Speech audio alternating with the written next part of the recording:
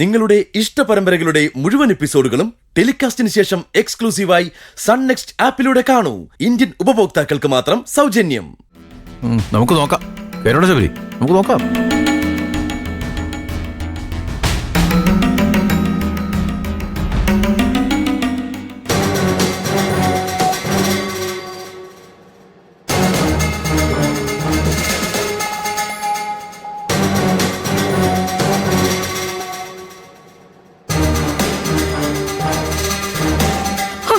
എന്നാൽ അവൾ എന്നോട് ഇത് ചെയ്തല്ലോ. അവക്കൊരു പ്രശ്നം വന്നപ്പം എന്റെ വീടും കുടുംബവും കളഞ്ഞിട്ട് അവൾക്കൊപ്പം ഇറങ്ങി ചെന്നതല്ലേ ഞാൻ. എന്നിട്ട് എന്നെ ഇങ്ങനെ നാണം കെടുത്തിട്ട് ഇറങ്ങിപ്പോവാൻ എങ്ങനെ മനസ്സ് വന്നു? സോന ചെയ്തത് തന്നെയാ ശരി. വിവാഹം കഴിഞ്ഞ പെൺകുട്ടികള് അവരുടെ ഭർത്താവിന്റെ വാക്കിനും അഭിമാനത്തിനും വില കൊടുക്കുന്നതില് ഒരു തെറ്റുമില്ല. അതെ, ഇത്രയും നാളും അമ്മയുടെ വാക്ക് കേട്ട് ഓരോന്ന് ചെയ്തു കൂട്ടിയത് കൊണ്ടാ അവൾ ഇപ്പൊ അനുഭവിച്ചത് മുഴുവൻ. ശ്യാമിന്റെ ഭാഗത്ത് തെറ്റില്ലെന്നല്ല, പക്ഷെ സോനയും അമ്മയും അവനെ മാനം കെടുത്തിയും വേദനിപ്പിച്ചും തന്നെയാ ഇങ്ങനെയൊക്കെ ആക്കിയത്. നീ ഇങ്ങനെ പറയൂന്ന് എനിക്കറിയാം. എന്റെ വയറ്റിൽ പറഞ്ഞിട്ടും എന്റെ തോൽവി കാണാൻ കൊതിച്ചു നടക്കുന്നവനല്ലേ നീ. തെറ്റ് ആര് ചെയ്താലും ഞാനത് തെറ്റാണെന്ന് തന്നെ പറയും. അത് അമ്മയായാലും കൂടപ്പിറപ്പായാലും ശരി, ആരായാലും പറയും.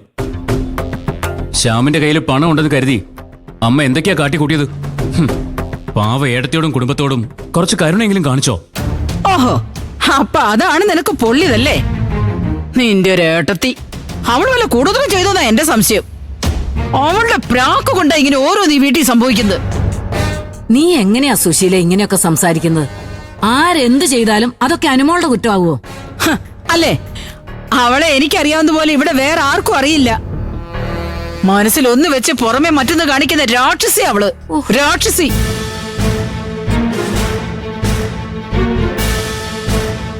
നീ എന്താടാ ഒന്നും മിണ്ടാതിരിക്കുന്നേ?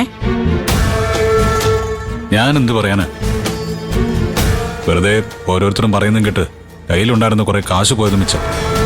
ഒന്നും രണ്ടുമല്ല, ലക്ഷങ്ങളാ ശ്യാമിന് വേണ്ടി മുടക്കിയത്. എന്നാൽ 24 കോടി, എന്തൊക്കെ സ്വപ്നങ്ങളാ ഞാൻ കണ്ടത്.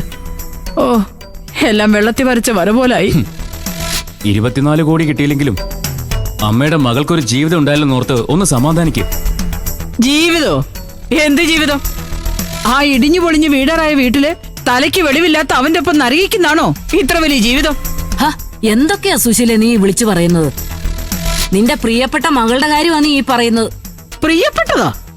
എനിക്കേ അവൾ ഒരു പ്രിയപ്പെട്ടതുമല്ല. ആകെയുള്ളൊരു പെൺതരിയാണല്ലോ എന്ന് കരുതി കൊഞ്ചിച്ചില്ലാളിച്ച് അവളുടെ ഇഷ്ടത്തിനാണ് ഞാൻ വളർത്തിയത്. എന്നിട്ടിപ്പോ അമ്മ എന്തിനാ ഈ വിഷമിക്കുന്നത്? അവള് സ്വന്തം ഇഷ്ടത്തിന് ഇറങ്ങിപ്പോയത് അവളുടെ ഭർത്താവിനൊപ്പം തന്നെയല്ലേ? നീയും ഇങ്ങനെ പറയുവാണോ ഇന്ദ്ര? അല്ലാതെ ഞാൻ എന്ത് പറയാനാ? സംഭവിക്കാനുള്ളതൊക്കെ സംഭവിച്ചു. ഇനിയിപ്പോ അതോർത്ത് നമ്മൾ എന്തിനാ വിഷമിക്കുന്നത്? അവൾക്ക് അവളുടെ വിധി, അങ്ങനെ കരുതിയാ മതി. ഏട്ടൻ ഇപ്പോഴെങ്കിലും വകതിരിവ് തോന്നിയല്ലോ, ഭാഗ്യം. സോനിക്കൊരു പെൺകുഞ്ഞാ ഉള്ളത്. വാശിയും വൈരാഗ്യമൊക്കെ കാണിച്ച് അതിന്റെ ജീവിതം കൂടി നശിപ്പിക്കല്ലേ? അതെ, അവരെ അവരുടെ ഇഷ്ടത്തിന് ജീവിക്കട്ടെ സുശീലേ. ഇല്ല, അങ്ങനെ നിസ്സാരമായിട്ട് ഇതിനെ കാണാൻ എനിക്ക് സാധിക്കില്ല. എന്നോട് ചതിയാ അവള് ചെയ്തത്.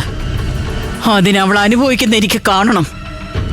എന്റെ വാക്ക് ധിക്കരിച്ച് അവനോടൊപ്പം ഇറങ്ങിപ്പോയ അവളെ ആ ശ്യാം കറിവേപ്പില പോലെ വലിച്ചെറിയും, അതുറപ്പാ. കരഞ്ഞു തൂവി എന്റെ മുമ്പിൽ തന്നെ അവള് വരും, നിങ്ങൾ നോക്കിക്കോ. അമ്മ എന്തൊരു സ്ത്രീയാ ഇത്! സ്വന്തം മകളെ ഇങ്ങനെ ശപിക്കാണോ വേണ്ടത്? അപ്പൊ ഇത്രയും നാളും അമ്മ സോനയോട് കാണിച്ചത് സ്നേഹമായിരുന്നില്ലല്ലേ? അമ്മയുടെ സ്ഥാനത്ത് നിന്ന് നോക്കുമ്പോ അമ്മ പറഞ്ഞതിൽ തെറ്റുള്ളതായിട്ട് എനിക്ക് തോന്നുന്നില്ല. അത്രയ്ക്ക് അഹങ്കാരത്തോടെയാ ഞങ്ങളുടെ മുന്നിൽ കൂടെ അവൾ ഇറങ്ങിപ്പോയത്. ഒക്കെ ശരിയാ മോനെ, പക്ഷേ ഇനി ഒരു ജീവിതം വേണ്ടാന്ന് കരുതി ജീവിച്ചവളല്ലേ സോന. അവളുടെ മനസ്സിലേക്ക് വീണ്ടും ജീവിക്കാനുള്ള ആഗ്രഹം ഇട്ടുകൊടുത്തതും അതിനു പ്രേരിപ്പിച്ച് അവസരം ഒരുക്കി കൊടുത്തത് നിങ്ങൾ തന്നെയല്ലേ? എന്റെ ഭാനുമേ, ഇതേ 24 കോടി കിട്ടാത്തതിന്റെ സങ്കടമല്ലേ? 24 കോടിക്ക് പകരം മകൾക്ക് നല്ലൊരു ജീവിതം കിട്ടിയല്ലെന്നോർത്ത് സന്തോഷിക്കണ്ട അമ്മേ. ഓ, പിന്നെ അമ്മയ്ക്ക് പ്രായം മുന്നോട്ടാ, അത് മറക്കണ്ടാട്ടോ. നീ എന്റെ വയറ്റിൽ തന്നെ പിറന്നതാണോടാ? എനിക്കും ആ സംശയമുണ്ട്. ഓ കാരണം എനിക്ക് കുറച്ചെങ്കിലും മനുഷ്യത്വമുണ്ട്. അമ്മയുടെ ചോരയായിരുന്നെങ്കിൽ അതിനുള്ള സാധ്യത കുറവായിരിക്കുമല്ലോ. ഡാ. ഓ എന്റെ ദൈവമേ. അമ്മ ഇങ്ങനെ ഓരോന്ന് ആലോചിച്ച് BP കൂട്ടാതെ പോയി കിടന്നുറങ്ങ്. അമ്മ അവളെ മറന്നേക്ക്. നീ അവളായി അവളുടെ പാടായി. അമ്മ പോയി കിടന്നുറങ്ങാൻ നോക്ക്. ശരിയാ സുശീലേ, നീ പോയി കിടന്നുറങ്ങും. കിടന്നാൽ ഉറക്കം വരത്തില്ല ഭാനുമ്മേ. ചതിച്ചതേ എന്റെ സ്വന്തം മോള. ഈശ്വര.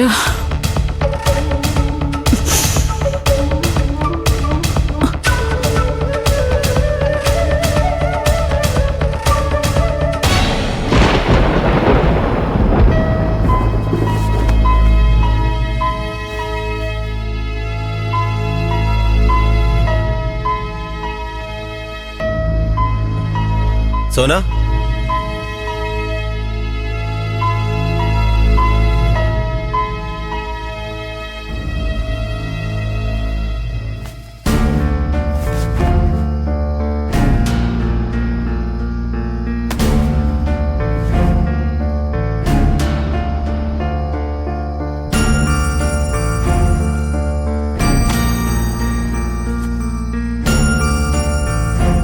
എന്താ സോനെ, എന്താ നിനക്ക് പറ്റിയത്? ഒന്നുമില്ല ശ്യാമേട്ട. അതല്ല, എന്തോ ഉണ്ട്. ഒന്നുമില്ലെന്ന് പറഞ്ഞില്ലേ. ശ്യാമേട്ടൻ പോയി കിടന്നു. നല്ല മഴ വരുന്നുണ്ട്. ഞാൻ ഈ ഡ്രസ്സ് എടുത്തിട്ട് വരാം. എനിക്ക് നിന്നെ മനസ്സിലാവും സോനെ. പെട്ടെന്ന് അമ്മയേട്ടനെ എതിർത്ത് പോകുന്നതിന്റെ വിഷമമല്ലേ നിനക്ക്? അല്ലെന്ന് പറയുന്നില്ല, ആവശ്യമുണ്ട്. ശ്യാമേട്ടനെ അറിയാലോ, ഇത്രയും നാളും എനിക്കും കുഞ്ഞിനും തുണയിൽ നിന്നത് അമ്മയാ. പലവട്ടം പല രീതിയിൽ ഇന്ദ്രേട്ടൻ വന്ന് വിളിച്ചിട്ടും ഞാൻ ചെല്ലാത്തോണ്ട് മാത്രം ഈ പരിമിതമായ സാഹചര്യത്തിൽ നിന്ന ആളാ അമ്മ. ഇപ്പൊ അമ്മ പറഞ്ഞതിനെ എതിർത്ത് എന്റെ ജീവിതം മാത്രം നോക്കി ഇറങ്ങിപ്പോരേണ്ടി വന്നില്ലേ? സോന, എനിക്ക് മനസ്സിലാവും നിന്റെ മനസ്സ്. ഇന്നെല്ലാവരും എതിർത്ത് നീ എനിക്കൊപ്പം നിന്നപ്പോ എനിക്ക് എത്രമാത്രം സന്തോഷമായെന്നറിയോ?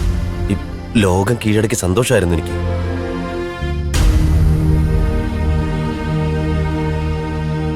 നിന്റെ അമ്മയെ ഏട്ടനെയും ഞാനൊരിക്കലും കുറ്റം പറയില്ല.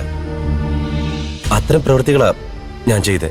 പിന്നെ എന്തുദ്ദേശിച്ചായാലും എന്റെ അച്ഛൻ നിങ്ങളോട് ചെയ്തത് വലിയ തെറ്റ് തന്നെയാ. എന്നിട്ട് നീ എനിക്കൊപ്പം നിന്നില്ലേ? ഇതിനൊക്കെ ഞാൻ എങ്ങനെയാ നിന്നോട് നന്ദി പറയേണ്ടത്?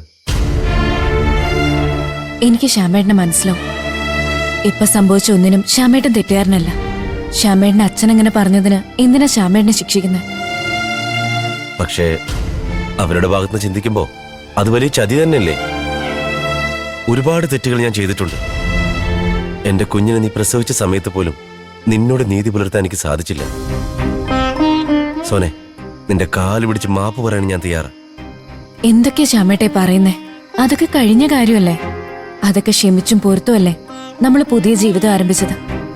ഇനി അതുമാത്രം ഓർത്താൽ മതി. ശ്യാമമോൾക്ക് എന്നും നല്ലൊരച്ഛനായിരുന്ന മാത്രം മതി. ഒരച്ഛനില്ലാത്ത ബാല്യത്തിന്റെ ബുദ്ധിമുട്ടുകൾ ഒരുപാട് അനുഭവിച്ചവരാ ഞാനും ഇന്ദ്രേട്ടനും സത്യേട്ടനും. ഒരു പരിധിവരെ ഒരച്ഛന്റെ എല്ലാ സ്നേഹവും കരുതലും ഞങ്ങൾക്ക് തരാൻ ഇന്ദ്രേട്ടൻ ശ്രമിച്ചിരുന്നു. എന്നാലും അച്ഛന് പകരം അച്ഛൻ തന്നെ വേണം.